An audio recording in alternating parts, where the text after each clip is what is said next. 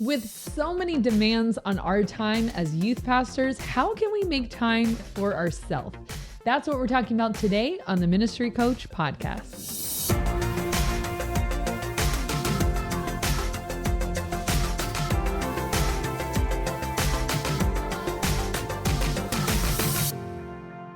Thank you for joining us for another episode of the Ministry Coach Podcast. My name is Jeff Lascola, and this person next to me, who is the smartest person in this room, is... I can't answer that because it depends what you're talking about. That's true. Kristen Lascola is my name.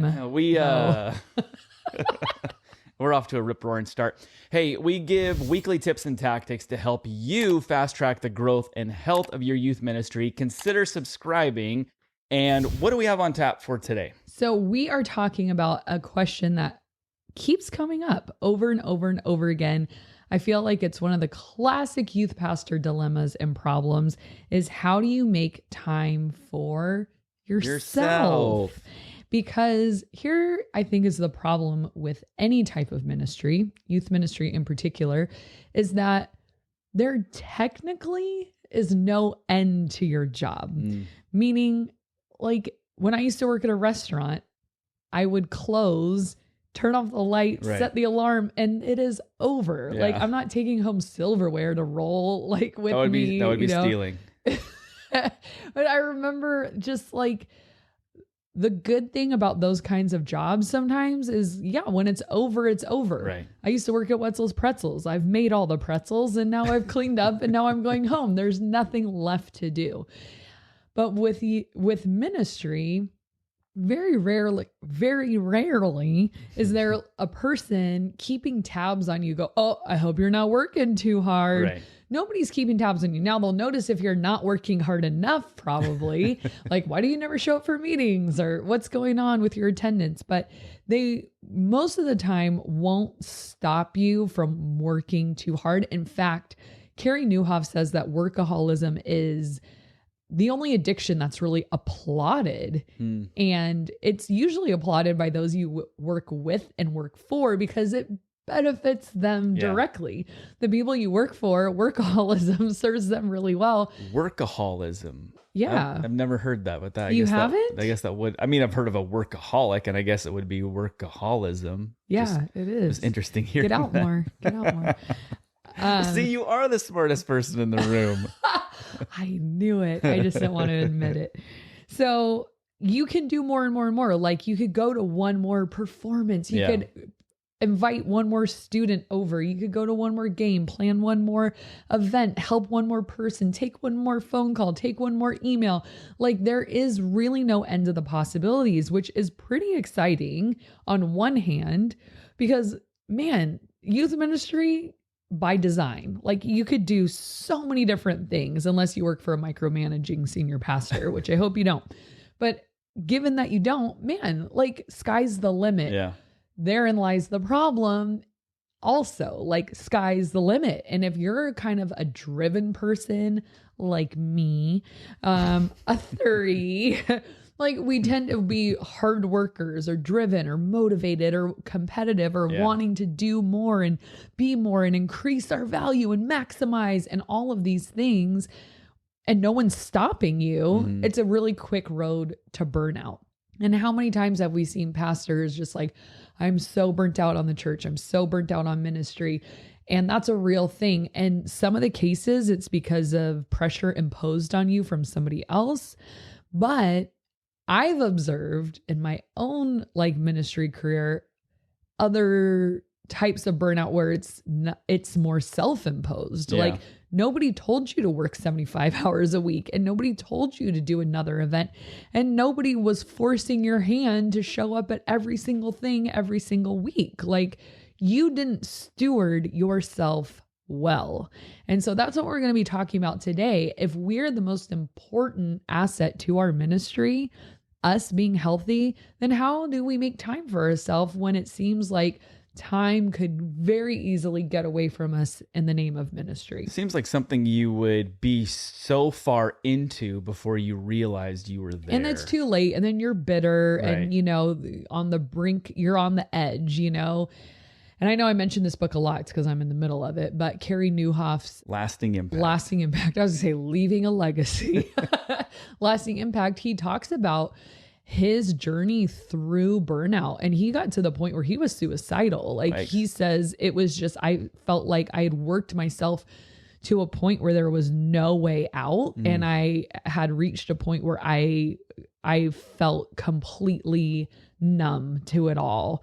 And that's like an extreme case of burnout, but he had to take like, I don't know if he took a year off or months off or what, but it was this whole like big self-searching, like I got to get a handle on this. So it's so much better to let someone else pay that. We talk about dumb tax, you know, like, and learn from that experience of, you don't have to get so far to the edge and I'm done, I'm out of here, because you're so tired.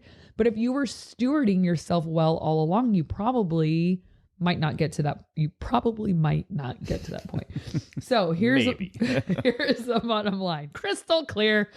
You are too high a price to pay for your ministry. And that's what we're going to frame all of this around today. So number one, I hate it, but I'm going to tell you, I wish it weren't true. I hate it so much. 3 little words. I love you. I do love you, but that is not what's going to keep me from burning out. Okay. Get up early. Come on. Why do you not like that? I don't like getting up early. You do it. You just force yourself? Bully, because that's what we're talking about today, because you have to force yourself. So here's what some people don't realize is there's a whole lot of hidden time in the morning, a whole lot. And it's productive hours. Now, I know what you're thinking, because Jeff, I've heard you say this before. Well, if you stay up late, it's the same amount of hours and you could be just as productive. Yes-ish.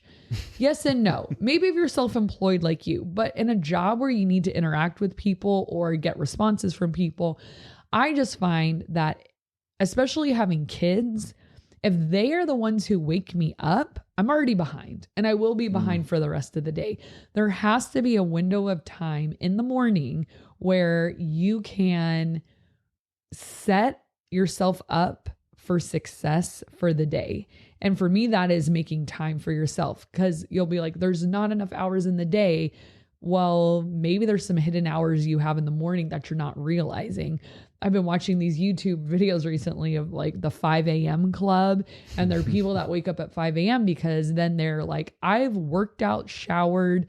I mean, and the Christian ones are like, and I've read my Bible, prayed, done my devotions, all this stuff before I've even left for work, which that was never the way I did my life. It was like, I'm going to get up to the last possible second. Like, how long does it take me to get ready? What time do I need to leave? Do the math. Then I don't have to wake up 1 minute earlier than 7:30 a.m. And then when you hit your alarm clock 6 or 7 times, you get even more just sleep. Get that little dig I know. in. So I want to say this though, before you move on. The people, I feel like there's kind of this like arrogance about, I wake up early. Like most people don't brag about like, I didn't go to bed until 3 a.m. and like society doesn't Junior look at that. do. That's true.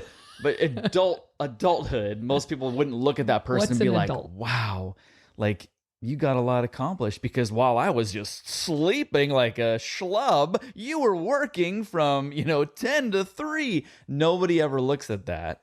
But it's like, I woke up at like 4:30 in the morning. Everyone's like, dang, you're a hard worker. But my whole thing was, now, truth be told, I am an early riser, and COVID taught me that. And I was the one who started incrementally getting up earlier and earlier and earlier. And then you followed me because you're a big follower.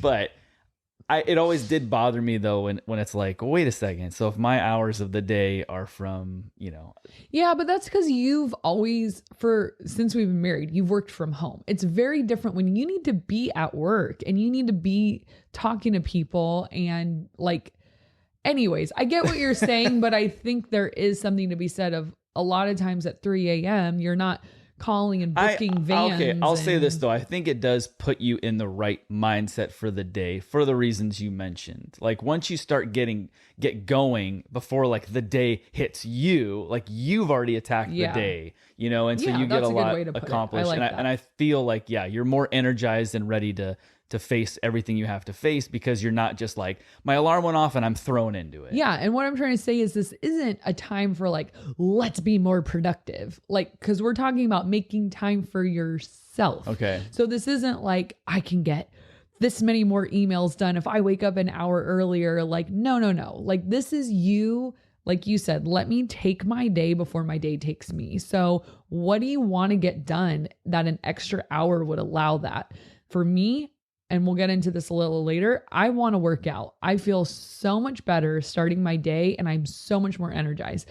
But also, I do my meditation app in the morning too, sometimes, or worship or pray, or just even the fact of like, I had time to make my bed. I had time to clean up after myself. I had time to make my tea and get my lunch ready. Just like things that make me feel cared for, not like everything's a disaster, throw it all over the place and rush out the door. And we didn't have time to even have a cup of tea. Like, I just want to take my morning and have it feel like this was mine. I got to decide what I wanted to do before work began. So, and then there's that temptation that'll hit me of like, do you know, I probably could have got my entire talk sheet done this morning, you know, or, I could have like written a few more emails, but I kind of disciplined myself.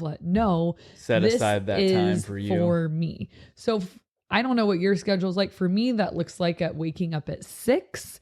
And that's about as good as I can do right now. I would like to get to 5:30. And like Jeff said, we would set it back in 15-minute increments until we got comfortable. And then we'd go a little further until we got to 6 a.m. And even 6 is hard for me. You just get used to it. I feel like now there's times where I'm up before my alarm and it doesn't matter really what time I go to bed. You know, I there must be studies that show, you know, like the repetition of doing that and your body just gets used to it.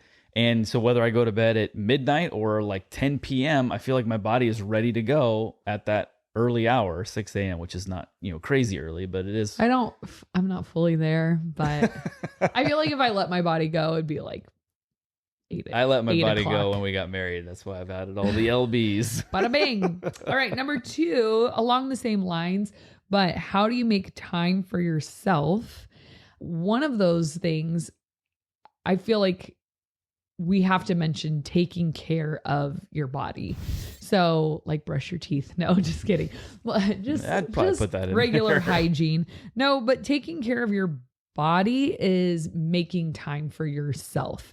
So if that's that extra hour in the morning, like me, what you're going to use that for, but at some point you need to make your body a priority, your health a priority. That is making time for you. So where do you fit that in? If you fit that in at night, in the middle of the day, whenever, but it's got to be done.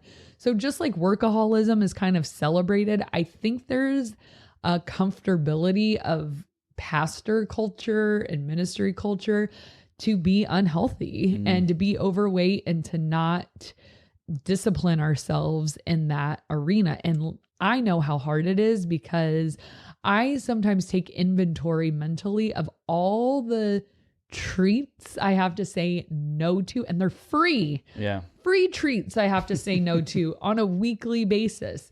And I'm like, 3 services of donuts, cookies, pastries, hot chocolate, and then Tuesday night, pizza, ice cream, chips, soda, candy. And then that's not even including meetings where people are bringing stuff or stuff that gets left over in the office. Like last week I went in the office and there's just a box of chocolates. Whoever wants it can have it. And then like a whole thing of Costco cookies that were just left over from an event. And so it's easy to, and so many events revolve around food. You know, we're always doing barbecues, and I know a lot of churches do potlucks and stuff like that. And so I think it's like this part of the culture of like pastors just are overweight, pastors are unhealthy, but I think we get into this like excuse of like, well, I don't have time, or it's too much work. And we can 100% do it. It's just a matter of value and of discipline and all of that. But that is one way that I make time for myself of I'm not going to sacrifice my health and my body for the name of ministry, because I'm so much better at my job when I feel good because I have higher energy, I have more passion, I have more stamina, I have a higher bandwidth. And so I feel like making time for our health and our body is a good stewardship issue. Like, and when you start to think of it like that, of like, you know, like when you play a video game, like back in the day, and it would say health, and it would have like the little bars, and when you get punched, like it'd go down, down, down.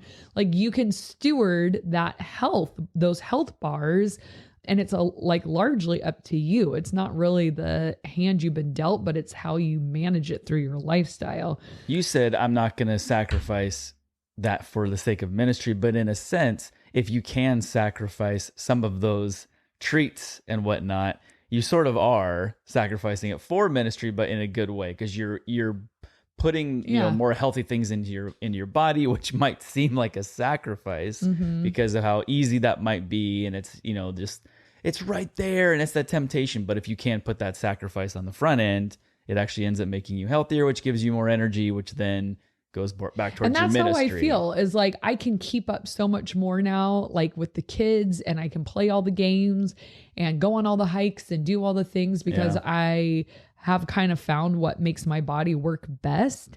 But I used to just say, well, I don't have time. And I'd go straight to work in the morning. It'd be like, I can get there like right at 8:30 or right at 9 a.m. and I could get going.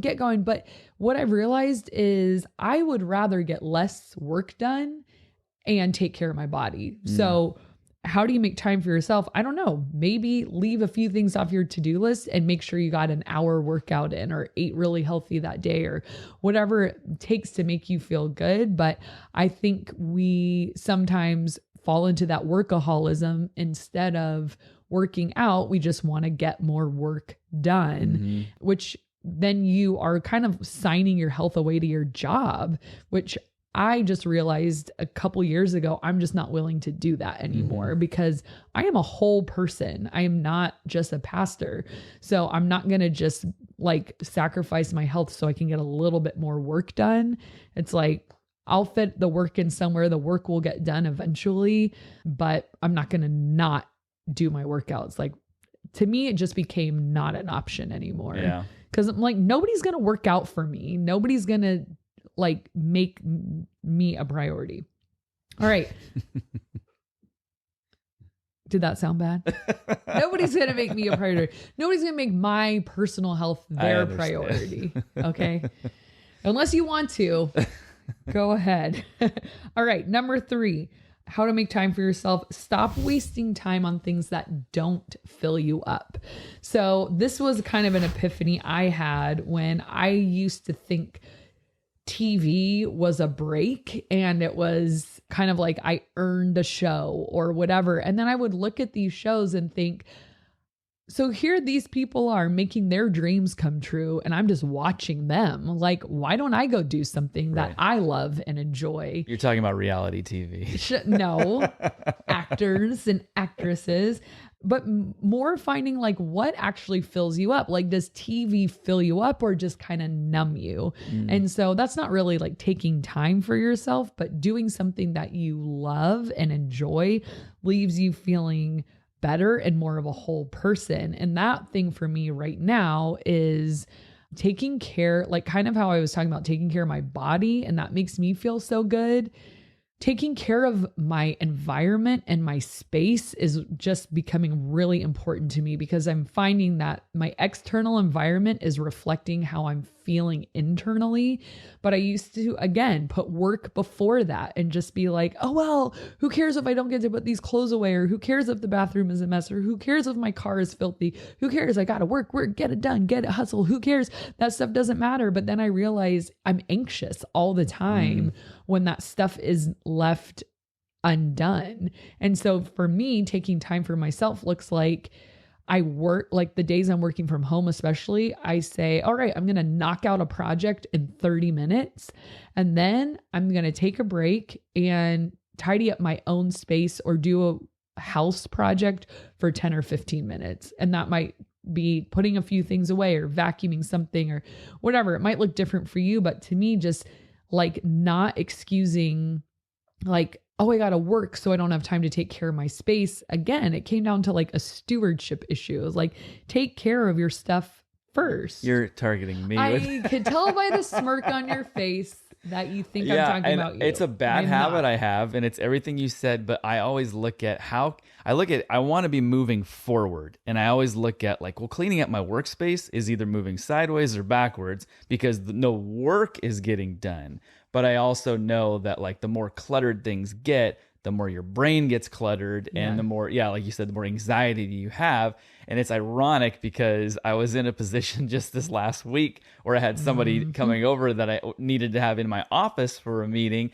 And I'm like, I need to clean this place up. And it was amazing. I think I had about... Under the gun, you could do it. I got like 80% of my office cleaned. You do not want us to zoom out right now.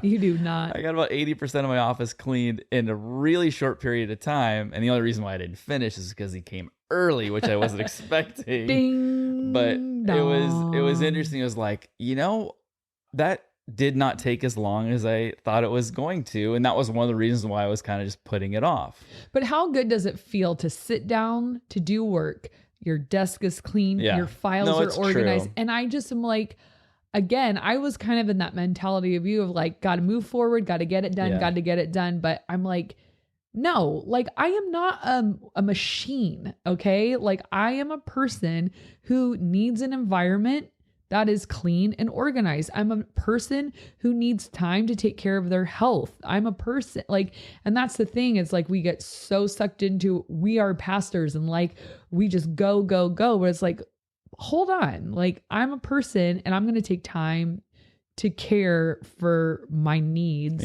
so that I am efficient. And trust me, I'm a hard worker and I get a lot done. And I find that if we put these rhythms of life in, you can get it all done. You just have to be intentional. So one tip for that is kind of what I said before, is setting reasonable time limits for stuff. And we talked about this kind of in our what you can get done in 5 minutes episode, but that's what I'll do. I'll say, I have a talk sheet to write. Instead of just being like, I'm going to just write till it's done. I say, Kristen, you have 30 minutes to write this talk sheet. Knock it out and make it incredible. And I'm like, challenge accepted, Kristen. And I just put my head down and I knock it out and I look at the clock and I'm like, oh, all right, got to move on here and all of that. And then I realize done. And then I'm like, great, time to get up and do something else for 5 or 10 minutes. And then I'll come back. All right, Kristen, you're going to work on summer camp for 30 minutes. You need to work on not calling yourself in the third person. That's your next challenge. That's when you know you're serious. Kristen, eye contact. Listen to me. Okay, number 4. This one's my favorite. High priority on personal relationships. That's one way I make time for myself, is I put a high priority on my personal relationships, because I have the best group of friends. Friends, if you're listening, yes, I am talking to you. And I live like my life by the next time I get to see them. And so I get so excited because we have so much fun together. Because here's the thing that I think every pastor especially needs: a place where you can be your authentic self and kind of take off your title and hang it up, and then just be you with a group of people who know you and understand you and don't expect you to be anything other than who you are. Like, I think that's why it's hard to be a part of certain groups after you're a pastor, because you're like, who are you expecting to show up? Like, I'm going to disappoint you. Like, the pastor's here. Like, having a group of people that knew me before, and know who I am, it's like, they don't expect me to be anybody but Kristen. And it's so relieving and so much fun. We don't talk about ministry. They ask me a little bit about my job, but we don't talk about it forever. And so where are you prioritizing non-ministry hangouts? So coffee, a walk, lunch, a movie night with friends, or something like that. But it's been a game changer for me on my level of, I just sort of remember who I am, because I'm with people who know who I am, and they just put me in that space. You act like it's Dr. Jekyll and Mr. Hyde. It is. But just means you can belch more freely than you normally do. Well, I belch pretty freely. So yeah, it's just people you can laugh with and feel and it's just, who do you feel energized by? And definitely make sure you're hanging out with those people. Don't just hang out with other pastors or other staff members or other people in ministry, or even just like, love you, Jeff, but more than just your spouse. I've been left out of this whole thing. Oh, poor baby.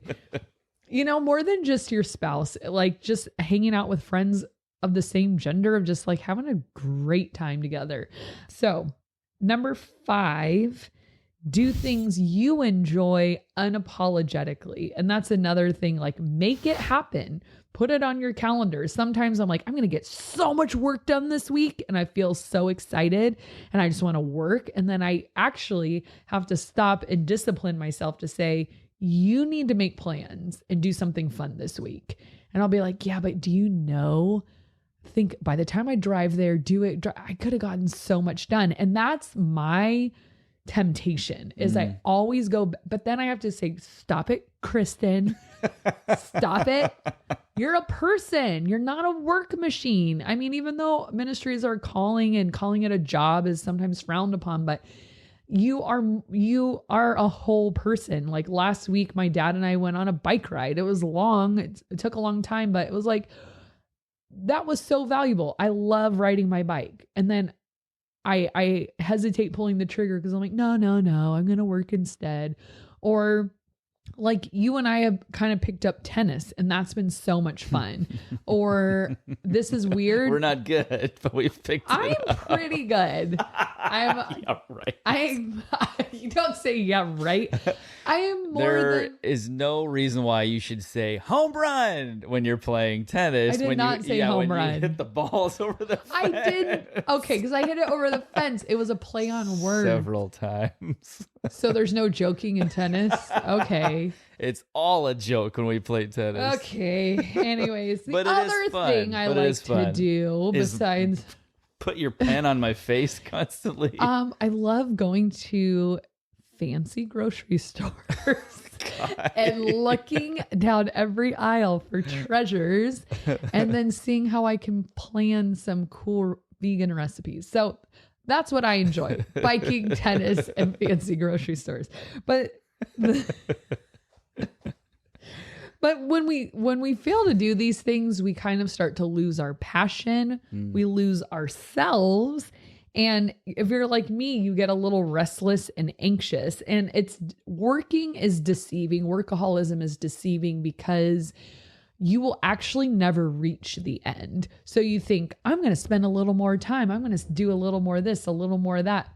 But the target always moves. You'll never reach the end. It'll always be more work to do. Like you will never run out of work. Right. So you might as well stop and make time for yourself. So what does it mean to make time for yourself? It means that you're okay getting a little less done. You're okay waking up early, and you're okay putting reasonable boundaries on your work projects so that you don't just go down the rabbit hole of like, I've been working and working.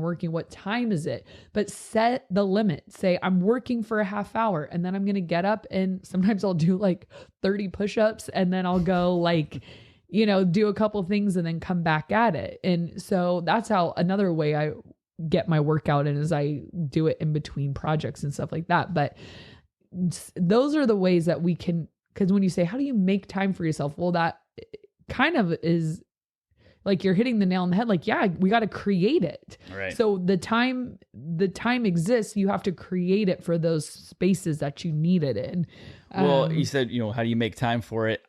I'm sure a lot of people have either thought about having like a baby or getting like a puppy, not comparing those two things. But in this instance, it's similar in the sense it's like, I don't know if I have the time right now. Like, let's just look at a puppy. I don't know if I have the time right now to really, be there to change the puppy pads and take it walking and do all these things and feed it. And I'm on the go all the time. If you get a puppy, you will figure it out. Yeah. It like just, you have to at that point. So if you force yourself to be like, well, I'm just going to work out once a day or 6 days a week or whatever, and you make sure you do that, then everything else kind of figures itself out because you have to. Right. And it's harder that way. A puppy or a child is something you do have to take care of, but working out is a conscious choice, but it's like, you will figure it out.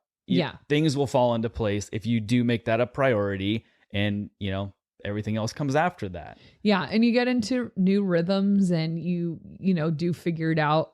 But I guess it's just what's important to you. And you always make time for what's important to you. So bottom line, we'll end with this before we do our question of the day. Like we said in the beginning, steward yourself well, because you're the most important part of your ministry. You're not healthy, nobody's healthy. Yeah, I learned a lot. And I have a lot of things to improve after this episode. Clean your office. 80% of it's done. Bada bing, bada boom. We need to have someone come over so he can get motivated. That's why we used to have our Bible study here. It's like every week we'd have to clean the house. All right. Question of the day is, what's a ridiculous bad dream you had? So first of all dreams pretty much are ridiculous, but there can be like those nightmares that are so scary. And then when you wake up and you're like telling it, you're like, how was that even scary? But yeah. So for those of you listening, put yours in the comments below. Something that was a nightmare, bad dream, but was ridiculous. Extra ridiculous. You want to know what I've noticed about my dreams in general? They're all bad. I never have a good dream. Ever. Really? Yeah. I never have ever have a good dream. I do. So anyways, one of the weirdest bad dreams I ever had was that I was in a snow globe and everyone was wearing like old-fashioned clothes, so everybody was in the snow globe with you? Yeah, we were ice skating and they were all wearing like old-fashioned stuff. Like, where you put your hands in the little fur thing, and men had top hats and stuff like that. And women were in like dresses. And this giant stingray was flying and it flew down and it kept swooping down to the ice. And I was like, oh no, but you couldn't get out because you're in a snow globe. So that was weird. I like when people say, I had a really weird dream last. It's like, what dream is not weird? Although I've had many that you're like, man, that sounds like a movie plot. Yeah. Very detailed. Yeah, they're very realistic sometimes. This one was not, though. It was Santa Claus got captured by terrorists, and they were like... The real Santa? In my dream it was, yeah. And he was just wearing like a white, like dirty, like tank top, but he still had his Santa hat on and his like Santa pants. I know him. He lives downtown on 4th Street. The terrorists had him, and they were interrogating him or something, but they were like taking his shoulder and like pulling it, and his skin was separating, but it didn't look like flesh, it looked like bread. Santa's made of and he was in pain, bread. and I felt so bad for Santa, but it was very scary. I had that a long time ago when I was a kid. Bread. So put your ridiculous bad dream in the comments below. Those.